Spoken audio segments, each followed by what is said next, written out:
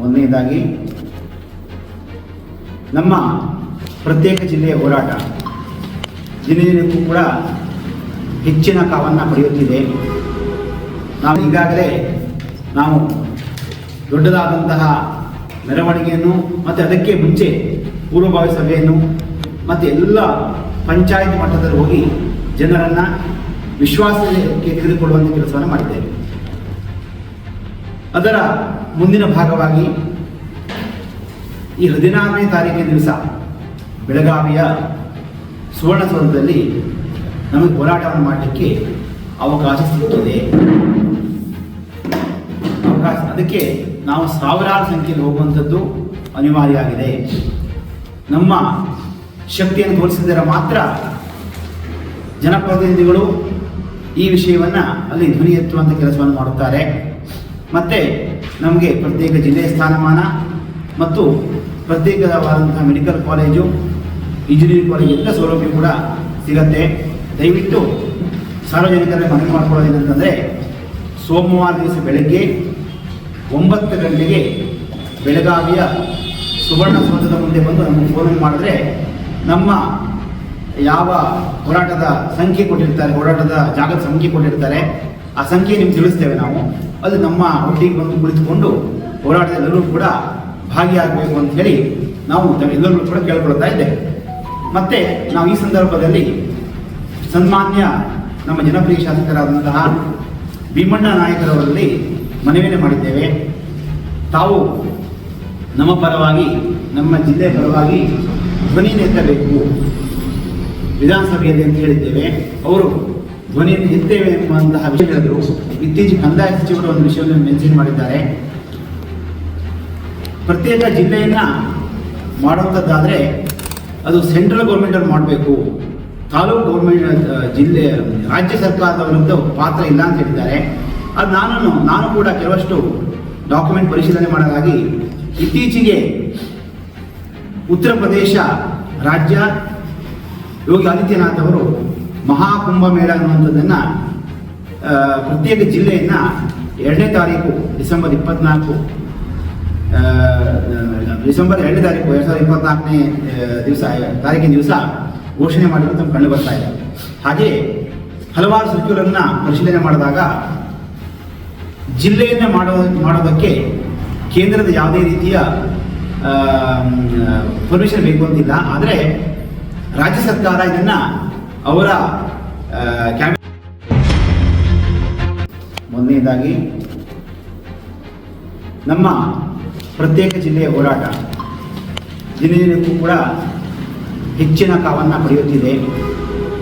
ನಾವು ಈಗಾಗಲೇ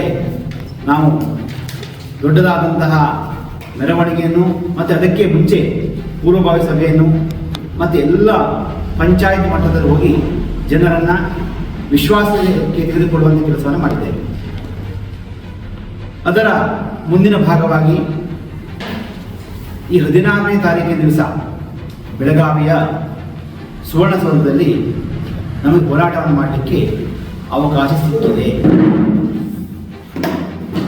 ಅದಕ್ಕೆ ನಾವು ಸಾವಿರಾರು ಸಂಖ್ಯೆಯಲ್ಲಿ ಹೋಗುವಂಥದ್ದು ಅನಿವಾರ್ಯ ಆಗಿದೆ. ನಮ್ಮ ಶಕ್ತಿಯನ್ನು ತೋರಿಸಿದರೆ ಮಾತ್ರ ಜನಪ್ರತಿನಿಧಿಗಳು ಈ ವಿಷಯವನ್ನು ಅಲ್ಲಿ ಧ್ವನಿ ಎತ್ತುವಂಥ ಕೆಲಸವನ್ನು ಮಾಡುತ್ತಾರೆ.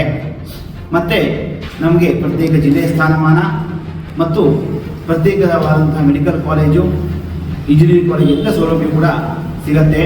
ದಯವಿಟ್ಟು ಸಾರ್ವಜನಿಕರಿಗೆ ಮನವಿ ಮಾಡಿಕೊಳ್ಳೋದೇನೆಂತಂದರೆ, ಸೋಮವಾರ ದಿವಸ ಬೆಳಗ್ಗೆ 9 ಗಂಟೆಗೆ ಬೆಳಗಾವಿಯ ಸುವರ್ಣಸೌಧದ ಮುಂದೆ ಬಂದು ನಮಗೆ ಫೋನ್ ಮಾಡಿದ್ರೆ ನಮ್ಮ ಯಾವ ಹೋರಾಟದ ಸಂಖ್ಯೆ ಕೊಟ್ಟಿರ್ತಾರೆ, ಹೋರಾಟದ ಜಾಗದ ಸಂಖ್ಯೆ ಕೊಟ್ಟಿರ್ತಾರೆ, ಆ ಸಂಖ್ಯೆ ನಿಮ್ಗೆ ತಿಳಿಸ್ತೇವೆ ನಾವು. ಅದು ನಮ್ಮ ಒಟ್ಟಿಗೆ ಬಂದು ಕುಳಿತುಕೊಂಡು ಹೋರಾಟದೆಲ್ಲರೂ ಕೂಡ ಭಾಗಿಯಾಗಬೇಕು ಅಂತ ಹೇಳಿ ನಾವು ಎಲ್ಲರೂ ಕೂಡ ಕೇಳ್ಕೊಳ್ತಾ ಇದ್ದೇವೆ.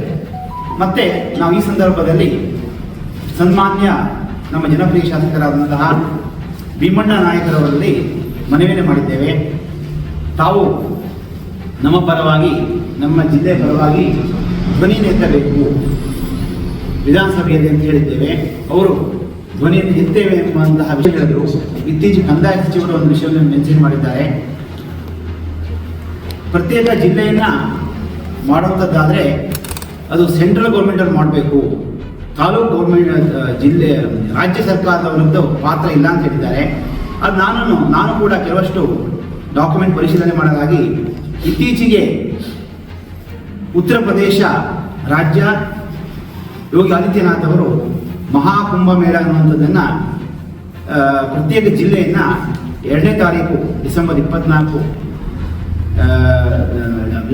ತಾರೀಕು 2024ನೇ ತಾರೀಕಿನ ದಿವಸ ಘೋಷಣೆ ಮಾಡಿರುವಂಥ ಕಂಡು ಬರ್ತಾ ಇದೆ.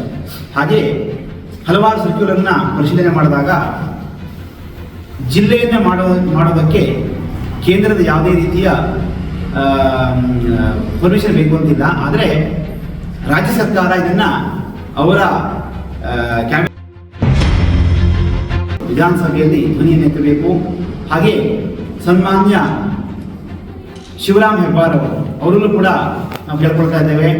ನಮ್ಮ ಪ್ರತಿನಿಧಿಯಾಗಿ ನಾವು ನಿಮ್ಮನ್ನು ಭೇಟಿ ಮಾಡಿದಾಗ ತಾವು ನಮಗೆ ಎಲ್ಲ ರೀತಿಯ ಸಹಕಾರ ಕೊಡ್ತೇನೆ, ಖಂಡಿತ ಇದು ಒಳ್ಳೆಯದು ಅಂತ ಹೇಳಿದ್ದೀರಿ. ಅದೇ ರೀತಿಯಲ್ಲಿ ತಾವು ಕೂಡ ಧ್ವನಿ ಎತ್ತಿ ವಿಧಾನಸಭೆಯಲ್ಲಿ ಕೇಳ್ಕೊಳ್ತಾ ಇದ್ದೇವೆ. ಹಾಗೆ ಸನ್ಮಾನ್ಯ ದೇಶಪಾಂಡೆ ಸಾಹೇಬರು, ತಾವು ಮುತ್ಸದ್ದಿಗಳಿದ್ದೀರಿ, ತಾವು ಸಿರ್ಸಿಗೆ ಬಂದಾಗ ತಾವು ಕೂಡ ಹೇಳಿದ್ದೀರಿ, ಇಲ್ಲ ಸಿರ್ಸಿ ಜಿಲ್ಲೆ ಆಗಲಿಕ್ಕೆ ಅಥವಾ ಘಟದ ಮೇಲೆ ತಾಲೂಕು ಜಿಲ್ಲೆ ಆಗಲಿಕ್ಕೆ ನಮ್ಗೆ ಯಾವುದೇ ಅಭ್ಯಂತರ ಇಲ್ಲ ಅಂತ ಹೇಳಿದ್ದೀರಿ. ತಮ್ಮ ಒಂದು ನಿಲುವನ್ನು ಸ್ವಾಗತಿಸ್ತೇವೆ, ತಮ್ಮ ಬೆಂಬಲಕ್ಕೆ ನಾವು ಋಣಿಯಾಗಿದ್ದೇವೆ.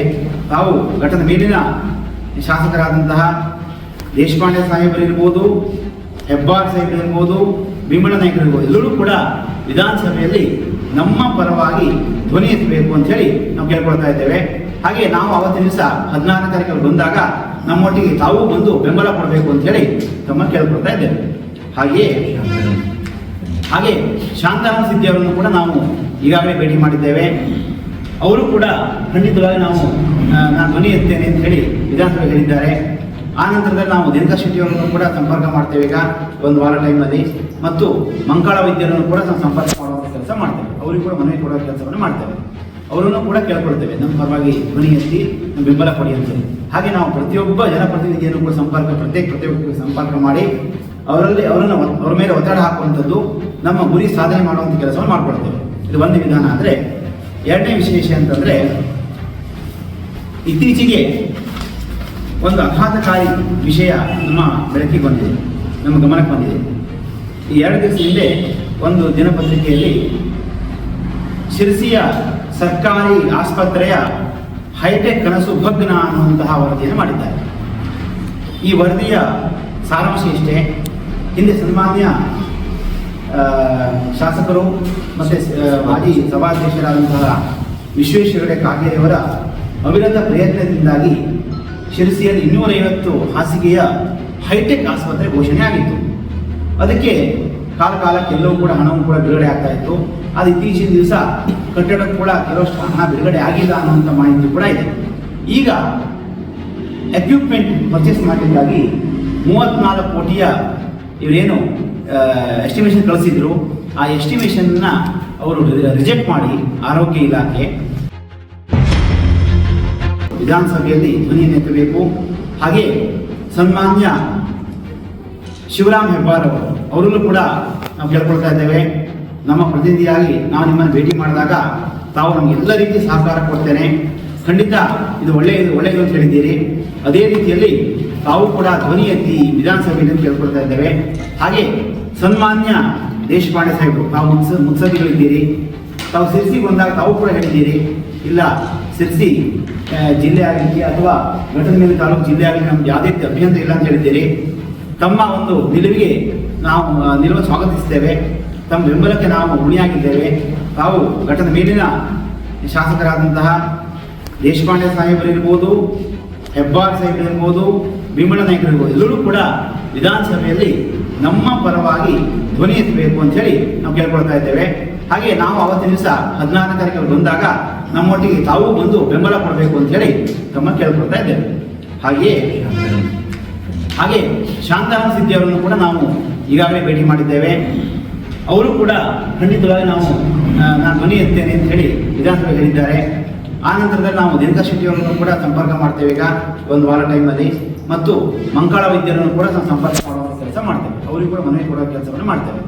ಅವರನ್ನು ಕೂಡ ಕೇಳ್ಕೊಳ್ತೇವೆ, ನಮ್ಮ ಪರವಾಗಿ ಧ್ವನಿ ಎತ್ತಿ ಬೆಂಬಲ ಕೊಡಿ ಅಂತೇಳಿ. ಹಾಗೆ ನಾವು ಪ್ರತಿಯೊಬ್ಬ ಜನಪ್ರತಿನಿಧಿಯನ್ನು ಕೂಡ ಪ್ರತಿಯೊಬ್ಬರಿಗೆ ಸಂಪರ್ಕ ಮಾಡಿ ಅವರ ಮೇಲೆ ಒತ್ತಡ ಹಾಕುವಂಥದ್ದು, ನಮ್ಮ ಗುರಿ ಸಾಧನೆ ಮಾಡುವಂಥ ಕೆಲಸವನ್ನು ಮಾಡ್ಕೊಳ್ತೇವೆ. ಇದು ಒಂದು ವಿಧಾನ. ಅಂದರೆ ಎರಡನೇ ವಿಶೇಷ ಅಂತಂದರೆ, ಇತ್ತೀಚೆಗೆ ಒಂದು ಆಘಾತಕಾರಿ ವಿಷಯ ನಮ್ಮ ಬೆಳಕಿಗೆ ಬಂದಿದೆ, ನಮ್ಮ ಗಮನಕ್ಕೆ ಬಂದಿದೆ.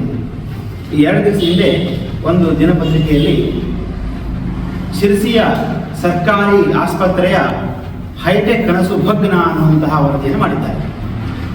ಈ ವರದಿಯ ಸಾರಾಂಶ ಇಷ್ಟೇ: ಹಿಂದೆ ಸನ್ಮಾನ್ಯ ಶಾಸಕರು ಮತ್ತು ಮಾಜಿ ಸಭಾಧ್ಯಕ್ಷರಾದಂತಹ ವಿಶ್ವೇಶ್ವರ ಹೆಗಡೆ ಕಾಗೇರಿಯವರ ಅವಿರತ ಪ್ರಯತ್ನದಿಂದಾಗಿ ಶಿರಸಿಯಲ್ಲಿ 250 ಹಾಸಿಗೆಯ ಹೈಟೆಕ್ ಆಸ್ಪತ್ರೆ ಘೋಷಣೆ ಆಗಿತ್ತು. ಅದಕ್ಕೆ ಕಾಲಕ್ಕೆಲ್ಲವೂ ಕೂಡ ಹಣವೂ ಕೂಡ ಬಿಡುಗಡೆ ಆಗ್ತಾ ಇತ್ತು. ಅದು ಇತ್ತೀಚಿನ ದಿವಸ ಕಟ್ಟಡಕ್ಕೂ ಕೂಡ ಕೆಲವಷ್ಟು ಹಣ ಬಿಡುಗಡೆ ಆಗಿಲ್ಲ ಅನ್ನುವಂಥ ಮಾಹಿತಿ ಕೂಡ ಇದೆ.